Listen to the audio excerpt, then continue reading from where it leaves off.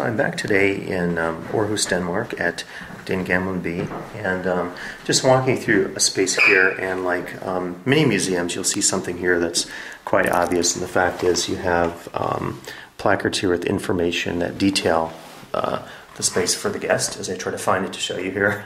And so just a note here, and this isn't a judgment call or anything like this, but as I'm walking through and looking at the really wonderful reconstructions here, and as you can see, they've done wonders with presenting material culture.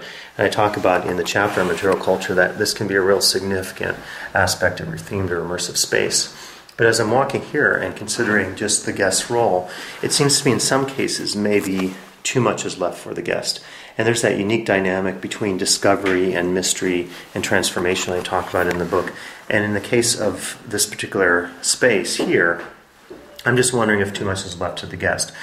It's maybe difficult to see from this perspective, but it's very hard to interact with the objects here in the background. And again, the only information here that's presented to the guest is these placards on the wall. So I think it takes a little bit more for the guest maybe to get into the space and to understand it. And to contrast with this, you could think of spaces maybe that have more multimedia elements or ways in which the guest can really come to appreciate and understand the space. But I should say at the same time that there are many other buildings at Gamle that have much more interactive elements, like the feature I talk about, the craftsmanship that went into some of the homes and the video interactive features that are offered there.